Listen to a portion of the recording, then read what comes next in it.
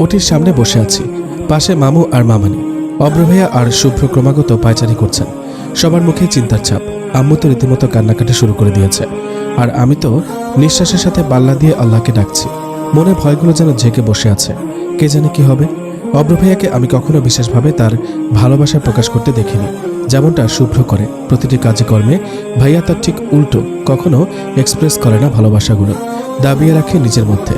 কিন্তু আজ যেন তা না চাইতেই প্রকাশ পেয়ে যাচ্ছে। সত্যি ভালোবাসাগুলো খুব অদ্ভুত হয়। এর রং ভিন্ন, প্রকাশ করার ধরন ভিন্ন, এক একজনের কাছে এর সংজ্ঞাও ভিন্ন। ভাইয়াকে দেখেই বোঝা যাচ্ছে ওনার ভেতরটা তোলপাড় হয়ে যাচ্ছে, কিন্তু প্রকাশ করতে পারছে না। বড় ছেলেদের এত ইমোশনাল হওয়া যে মানায় না। তাদের তো স্ট্রং থাকতে হয়, সবাইকে সামলাতে হয়, নিজে যতই অসহায় ফিল করুক না কেন। এটাই তো নিয়ম। আর অভ্র ভাইয়া সেই নিয়মটা বেশ নিয়ম করে মেনে চলে, কিন্তু আজ হয়তো নিয়মটা তার কাছে পাত্তাই পাচ্ছে না।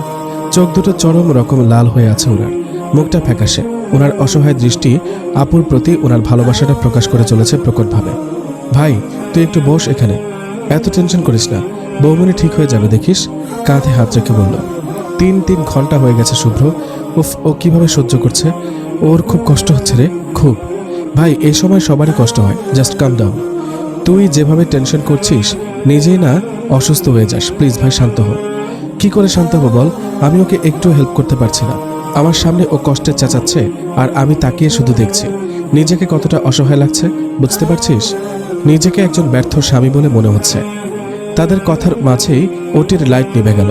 সাথে সাথে বেরিয়ে এলেন ডক্টর। ডক্টরের মুখের ভাব দেখে কিছুই আঁচ করা যাচ্ছে না। ডাক্তারকে দেখে সবাই দৌড়ে গেলাম। হৃৎপিণ্ডটা যেন বেরিয়ে আসতে চাইছে।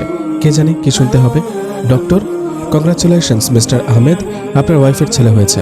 Doctor, my wife? বেবিকে কিছুক্ষণের মধ্যেই আপনাদের কাছে দেওয়া হবে। শাট আপ ডক্টর, বাচ্চার কথা পরে শুনবো, আগে আমার বউয়ের কথা বলুন। রুহি কেমন আছে? Actually what the hell? ভনিতা না করে বলবেন please. How is my wife? চিৎকার দিয়ে বলল। ভাই শান্ত হ, ডক্টর তো বলছে রিল্যাক্স। ডক্টর, বৌমনি কেমন আছেন? বেবির পজিশনে সরে গিয়েছিল।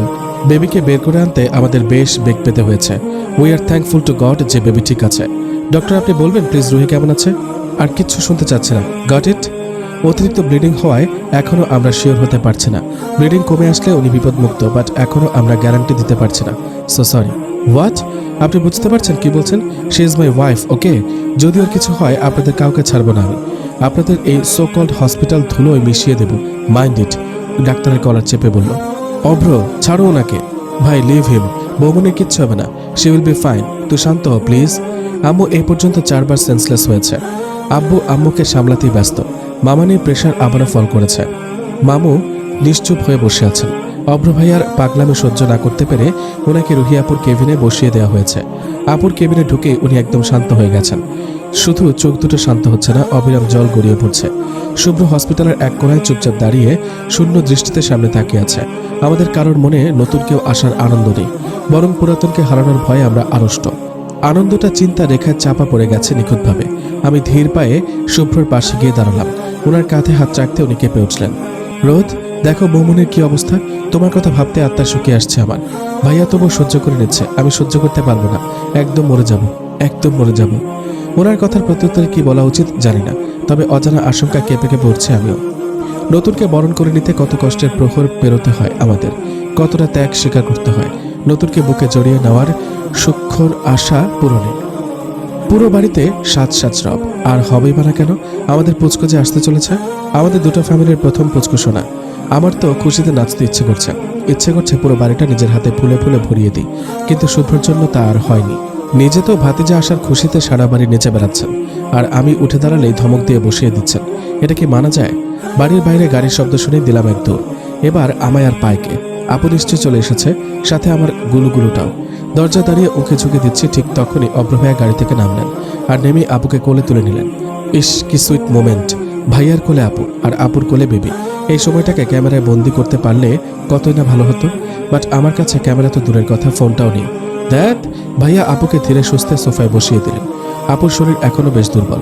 আপুই, বুঝছিস আমার এত খুশি লাগছে, আই কান্ট এক্সপ্রেস। ইচ্ছে করছে লুঙ্গি ডান্স দেই। তোর মনে আছে আগে তোকে বলতাম তোর বেবি পালার দায়িত্ব আমার, তুই তো আমাকে ঠিক মতো খাওয়াতে পারিস না, বেবিকে কি খাওয়াবি? আপুকে জড়িয়ে ধরে বললাম। এখনো তাই বলি, ওর দায়িত্ব তোর। ইয়াপ, আমার বেবিটা দে দে, আমার কোলে দে। মাশাআল্লাহ, আমার আব্বুটা কি কিউট হয়েছে। আস্তে, বেবি উড়ে যাবে না, সো রিল্যাক্স। আর তুমি কেন আমার কাছে দাও বেবিকে? আমি ওর চাচ্চু, তুমি ওর খালামণি, অনেক দূরের সম্পর্ক, বুঝছো? একদম টাচ করবেন না। আসছে দূরের সম্পর্ক। আপনি জানেন না মায়ের চেয়ে মাসের দরদ বেশি? কোনোদিন শুনেছেন চাচার চেয়ে চাচ্চুর দরদ বেশি? আসছে ঢং দেখাতে। আরে বললেই হলো, ওর চেহারাতেই আমি ছাপ আছে, দেখো ঠিক আমার মতো। একদম না। আপনি তোরা থাম তো, বাবুর নামটা ঠিক করা লাগবে তো নাকি? কালকে আকিকার আয়োজন করা হয়েছে, এদিকে নামই ঠিক করা হয়নি। আমি বলি বাবুকে আপুর কাছে দিয়ে লাফিয়ে উঠলাম, আর সাথে সাথে পড়লো এক ধমক। আমি সাধারণত এমন করি না, বাট আজ যেন কিছুতেই বাঁধ মানছে না। রোদ, সাবধানে, তুমি এখনো বাচ্চা না। কিছুদিন পর বাবুর মা হয়ে যাবে। নিজের জন্য না হলেও বেবির জন্য হলেও সেফলি চলাফেরা করো প্লিজ। সরি, বাট নামটা তো বলতে দিন। মুখ গোমরা করে বললাম। রোদ, তুমি বলো, আমিও শুনি আমার শালি সাহেবা কি নাম ভেবেছে। আরতে রাফসান অ্যান্ড এতে আফসান। এবার আপনারা ডিসাইড করুন কার নামের সাথে মিলিয়ে রাখবেন। রুহির নামের সাথে মিলিয়েই আমি বাবুর নামটা রাখতে চাই, কারণ বাবুকে আমার লাইফে এনে দেওয়ার জন্য রুহি সবচেয়ে বেশি কষ্ট করেছে। Thank you Ruhi. ওকে, তাহলে রাফসান ইজ ডান। আমি কি একটা নাম সাজেস্ট করতে পারি? কি যে বলেন ভাইজান, ফর্মালিটি না করে বলুন তো। আপনার নাতি, আপনার তো অগ্রাধিকার। হ্যাঁ বলো। ওরি, তুমিও বলো কোনো নাম। হ্যাঁ বাবা, বলো বলো। তৌফিক। আমার মেয়ে তার ছেলে ও স্বামীর সংসার নিয়ে সবসময় সুখে থাকুক, আল্লাহ তার তৌফিক দান করুন। আমার নাতি আমার মেয়ের জীবনে আল্লাহর দেওয়া একটি উপহার, তাই আমি ভাবছি তৌফিক রাখলে কেমন হয়? ফুপা, বেস্ট হয়, কোনো আর্গুমেন্ট নেই, জাস্ট ফাইনাল। আমি বলি কি, রোদও যেহেতু একটা নাম দিয়েছে, তো দুটো নামই রেখে দিলে কেমন হয়? রাফসান আহমেদ তৌফিক। অস্থির মামানি, লাভ ইউ। দৌড়ে গিয়ে জড়িয়ে ধরল। জানালার পাশে দাঁড়িয়ে আছি, পূর্ণ চাঁদটা যেন তার আলোয় আমার মন ভোলানোর প্রয়াস চালিয়েছে। সত্যি জীবনটা কত অদ্ভুত। একদিন আগেও যে মানুষগুলো কাউকে হারানোর ভয় দিশেহারা ছিল, আজ সেই মানুষগুলোর খুশিতে, আনন্দে, নতুনের আগমনে পাগল প্রায়। সবার মাথায় একটাই চিন্তা, এই ছোট্ট জানটাকে কিভাবে আগলে রাখবে, কিভাবে তাদের খুশিটা প্রকাশ করবে, কিভাবে তাদের এত এত ভালোবাসাগুলো ছোট্ট জীবনটাকে উপলব্ধি করাবে। সত্যি একটা বাচ্চাই পারে নতুন উদ্যমে বাঁচার উৎসাহ দিতে। এই যে বাবার প্রিন্সেস, তুমিও কি খুশিতে আত্মহারা? জানো, তোমার একটা কিউট ভাইয়া হয়েছে, তোমায় অনেক ভালোবাসবে। তুমিও তাড়াতাড়ি চলে আসো তো, আমাদের খুশিটাকে দ্বিগুণ করতে তোমার আগমনই যথেষ্ট। Love you baby. হঠাৎই পেটে কারো স্পর্শে ভাবনার প্রহর কাটল। স্পর্শটা যে শুভ্র তা বুঝতে আর বাকি রইল না। ওনার ছোঁয়ায় আমার শরীরে অটোমেটিক কাঁপুনি শুরু হয়ে যায়।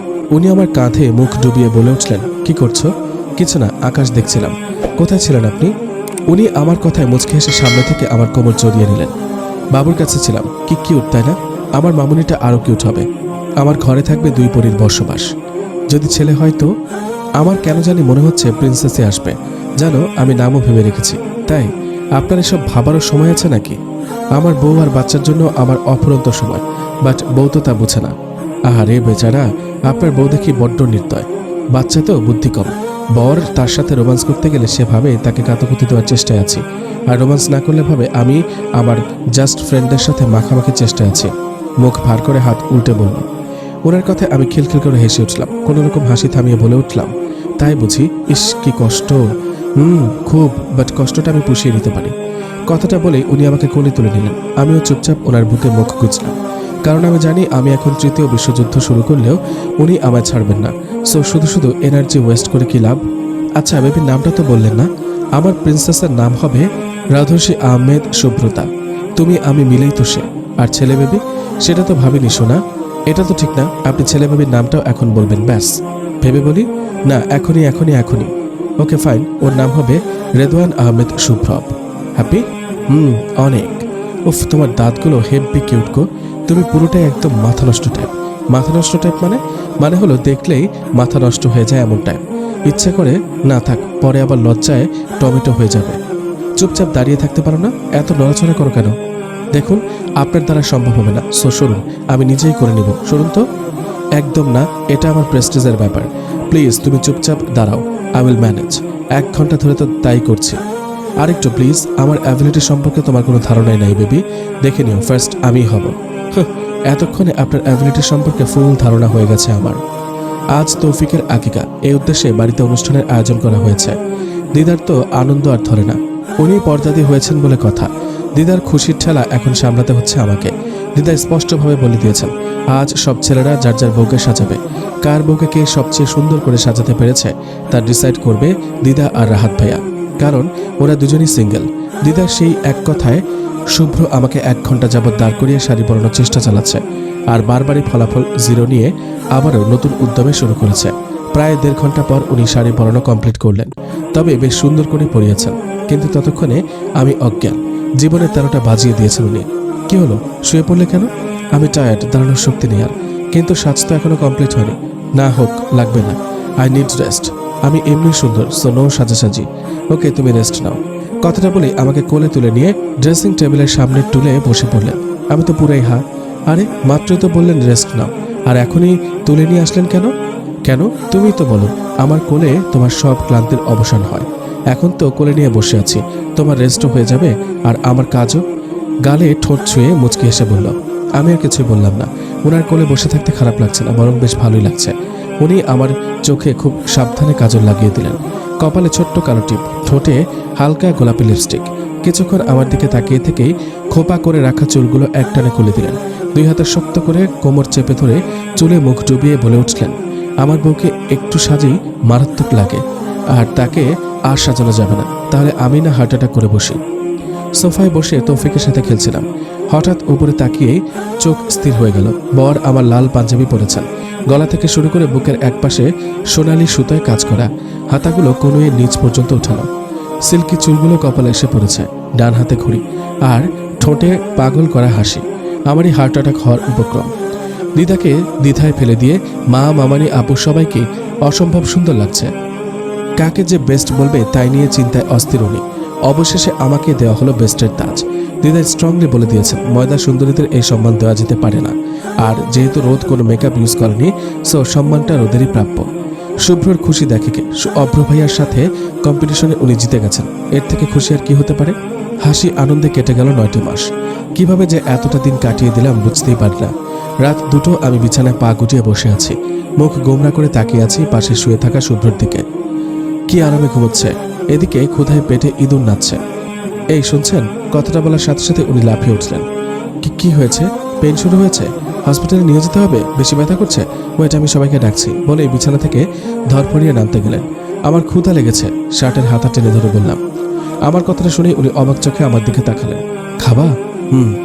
মাত্র 1 ঘন্টা আগে তো উঠে খাওয়ালাম তোমায়।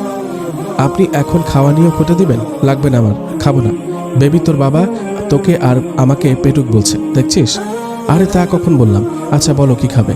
ভাত আনবো? এই রাতে কেউ ভাত খায়? আমি আইসক্রিম খাবো, কেক খাবো, ফুচকা হলে তো আরো ভালো হয়, টক আর ঝালটা একটু বাড়িয়ে দিয়ে। এসব এখন কোথায় পাবো, তাও এত রাতে? সেটা তো আমি কিভাবে জানবো? যান নিয়ে আসুন, ব্যাস। রোদ শোনা, অন্য কিছু খাও, ফ্রুটস বা সাম হেলদি ফুড। না, আমার ওসব লাগবে, ব্যাস। রোদ জেদ করো না তো। আপনি আমাকে বকছেন সামান্য খাবারের জন্য? এই আপনার ভালোবাসা? কাঁদো কাঁদো মুখে বললাম। আচ্ছা বাবা, যাচ্ছি। ফ্রিজে আইসক্রিম আছে বেবি, আর আমি কেক বানানোর ট্রাই করছি, বাট ফুচকা হবে না, ওকে? ওকে, আম কামিং। উনি আমার কপালে ঠোঁট ছুঁয়ে দুর্বল একটা হাসি দিয়ে রুম থেকে বেরিয়ে গেলেন। ওনাকে দেখে আমি অবাক হই। এই 9টা মাস ধরে ওনাকে এভাবে জ্বালিয়ে আসছি আমি, কিন্তু ওনার মুখে বিরক্তি প্রকাশক উফ শব্দটাও কখনো শুনিনি। কতবার যে বমি করে ওনার গা ভাসিয়েছে তার ইয়ত্তা নেই। সবসময় হাসি মুখে মেনে নিয়েছেন সব। হঠাৎই পেটে মোচড় দিয়ে উঠল। বেবি কিক করলেও ব্যথা লাগে, কিন্তু এমনটা তো নয়। ধীরে ধীরে ব্যথা বাড়তে লাগলো। নিশ্চয়ই লেবার পেন শুরু হচ্ছে। এদিকে শুভ্ররও কোনো দেখা নেই। ব্যথায় শরীর কুঁচকে আসছে, শরীর ঘেমে একাকার। মনে হচ্ছে জীবনটা এখনই বেরিয়ে আসবে। গলা দিয়ে স্বর বেরোচ্ছে না। শুভ্রকে যে ডাকবো সেই অবস্থাটাও আমার নেই। কোনো রকম হাত বাড়িয়ে বেডসাইড ল্যাম্প আর ফুলদানিটা ফেলে দিলাম, সাথে সমস্ত শক্তি দিয়ে চিৎকার। কিছুক্ষণের মধ্যে শুভ্র দৌড়ে রুমে এলো, তার পিছু পিছু একে একে সবাই। হসপিটালের বেডে শুয়ে আছি, আমার পাশে শুভ্রর তথাকথিত প্রিন্সেস। মামুনির মুখটার দিকে তাকালে প্রশান্তিতে মনটা ছেয়ে যাচ্ছে। আমি যেন নিজেই বিশ্বাস করতে পারছি না, এমন একটা ভয়ঙ্কর কষ্টকে উপেক্ষা করে আমি আমার মামুনিটিকে জন্ম দিয়েছি। মাতৃত্ব যে সব ব্যথাকে ভুলিয়ে দেয় তা আজ আমার কাছে স্পষ্ট। সবাই আমার কেবিনে দাঁড়িয়ে আছে, সবার মুখেই উপচে পড়া আনন্দ, কিন্তু আশেপাশে শুভ্রকে দেখতে পাচ্ছি না। আপুকে জিজ্ঞেস করতে আপু হেসে হেসে গড়িয়ে পড়বে অবস্থা। কোনো রকম হাসি থামিয়ে যা বললো তাতে কাহিনীটা হলো এরকম। আমাকে ওটিতে ঢুকানোর সাথে সাথেই শুভ্র টেনশনে সেন্সলেস হয়ে গেছে। আমার যেহেতু নর্মাল ডেলিভারি হয়েছে, সো আধ ঘন্টায় আমি ফিট, বাট আমার স্বামী মহন্ত এখনো বেহুশ। ভাবা যায় এগুলা? আপুর কথা শেষ হতেই শুভ্র কেবিনে ঢুকলো। আমাকে এক নজর দেখে স্বস্তির নিঃশ্বাস ফেললেন। উনি ঢুকতেই একে একে সবাই বেরিয়ে গেলেন। শুভ্র একটা বাঁকা হাসি দিয়ে আমার পাশে বসে বললেন, দেখেছ প্রিন্সেস এসেছে, আমাদের শুভ্রতা। আমিও মুচকে হাসলাম, মজার ছলে বলে উঠলাম, শুভ্রতা, 2 বছর পর শুভ্রব আসবে, ঠিক না? তোমার মাথা আবার চিন্তা করে দেখো, ঠাড়ায় যদি না দিছি, এবারে সেন্সলেস হয়েছি, নেক্সট টাইম হলে সোজা উপরে। আজ শুভ্রতার জন্মদিন, 3 বছর পুরো হতে চলেছে। শুভ্র ঠিকই বলতো, একদম আমার মতো হয়েছে। আর ওর আধো আধো কথাগুলো যেন আরো মন কাটছে। পুচকি মাম্মাম, পুচকি মাম্মাম। এই কিসের পুচকি? মামা বাবার পুচকি হয় কিভাবে? কোমরে হাত রেখে রাগী গলায় বললাম, বাবাই বলেছে তুমি নাকি পুচকি মাম্মাম। কি এসব শেখায় তোর বাবাই তোকে? অসভ্য লোক একটা। তোর বাবা তোকে এটা বলেনি যে তোর বাবাই হলো বুইরা বাবাই? সুব্রতা কিছুক্ষণ অবাক চোখে আমার দিকে তাকিয়ে থেকে ভ্রু কুচকে বলে উঠল, বুলাই বাবাই? বুইরাকে এই মেয়ে দেখে বুলাই বানিয়ে দিয়েছে, আবার বাবার মতো হেব্বি ক্রিয়েটিভিটি প্রকাশ করে চলেছে অনবরত। আর আমি মুখ চেপে হাসছি। এই ছোট্ট বাচ্চাটা আমার অস্তিত্ব ভাবলেই সারাটা শরীর শিউরে উঠতে চায়। চিরোদ, আমার প্রিন্সেসকে সব কি শেখাচ্ছ? Very bad. হ্যাঁ পুচকি মামুনি, তুমি বোনকে কি শেখাচ্ছ? আমাকেও শেখাও। এই তোফু, মামুনির সাথে আবার পুচকি লাগিয়েছিস কেন? চাচ্চু তো বললো তোমায় পুচকি মামুনি ডাকতে, তাহলে আমায় অনেকগুলো চকলেট দেবে। এবার আমি শুভ্রর দিকে রাগী চোখে তাকালাম। সাথে সাথে উনি ভুবন ভোলানো হাসি দিয়ে উঠলেন। এই হাসিটাই আমি 1000বার মরতেও রাজি। আমি রাগ ভুলে এক দৃষ্টে ওনার দিকে তাকিয়ে আছি। উনি তোফুর হাত ছেড়ে দিয়ে ধীর পায়ে আমার পাশে এসে দাঁড়ালেন। My prince and princess, close your eyes, this is magic time, first. পুচকিও দ্রুত চোখ বন্ধ করে নিল। এটা ওদের কাছে নতুন কিছু না। ওরা চোখ বন্ধ করার সাথে সাথে উনি আমাকে জড়িয়ে ধরে কপালে চুমু এঁকে দিলেন। এই রোদ বালিকা, তুমি 80 বছরের বুড়ি হলেও আমি তোমায় পুচকি বলবো, শুধু আমার পুচকি। আর আমার প্রতিটি দোয়ায় থাকবে একটি শব্দ, তোকে চাই, তোকে চাই, শেষ নিঃশ্বাস পর্যন্ত শুধু তোকেই চাই। হ্যাঁ, আমিও চাই ওনাকে, প্রতিটা মুহূর্তে চাই, খুব বেশি করেই চাই। বাবাই, খুলবো চোখ? শুভ্রতা, খুলব না, বলো খুলবো। আর তোক না, ওটা চোখ হবে। তুই সবসময় ভুল করিস বনু। হ্যাঁ, এবার চোখ খুলো। ওরা চোখ খুলতেই চকলেট ওদের হাত বোঝাই করে দিল শুভ্র। দুজনে খুশি দেখাকে, যেন রাজ্যের সব খুশি এখন ওদের হাতে। ভালোবাসা, আনন্দ, হাসি সব যেন এভাবেই থেকে যায় নীরবে।